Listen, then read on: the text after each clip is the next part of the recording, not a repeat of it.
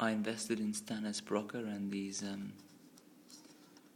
mercenary, I don't know what they're called, they're not dragoons, they're some kind of steelhead knights, and what I love about them is they seem to be a kind of steampunk equivalent of kind of royalist they seem to be an equivalent of royalist cavalier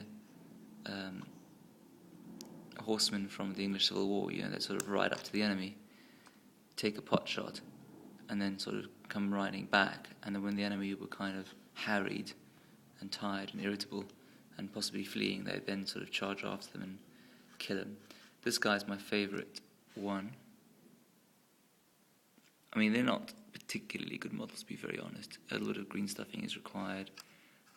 The details are a little bit flat. There are models from the 1990s which are better than this, but they're still pretty decent. They're still quite fun. I'm not going to go mad, I think, in painting them. There'll be a lot of silver. A more recent and very fun model is, I can't remember what this guy's name's called. It's like Gudrun the Wanderer or something. But he's one of these Bokur Ogren types. And he's got an amazing set of skills. He's 3 points, but he sort of runs up.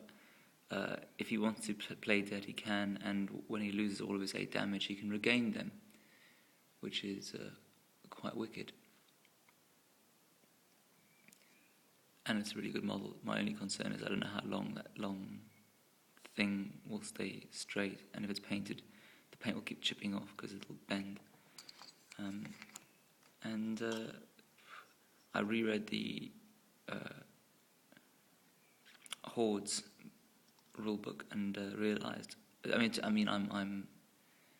in a kind of profession where you would expect me to be able to read manuals and understand what they say, but I had to reread 3 different sections of the Hordes rule to understand how Fury worked. But I think I've got it now, and it does seem quite fun.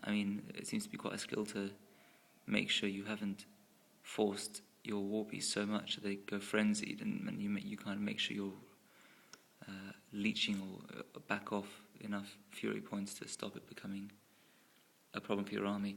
This is an amazing model. I think it's some kind of Nis Hunter, Lanissa, Rissel. I'm not sure what to paint cloak. Everyone seems to paint it white, but I don't know if it's feathers or what the hell it is. But she looks really good fun, and she'll be a definite addition to a lot of armies. It's a one-piece miniature, which is a major advantage with Privateer Press, because although their artwork is superb and the rules are superb and a lot of the miniatures are superb, and although I got fed up with Games Workshop, you can't beat just kind of quickly sticking together a plastic miniature compared to the hours you have to just sit there holding bits next to each other to make metal work, and or pinning everything, which is a nonsense if you ask me. I can't be bothered. Anyway, there you go.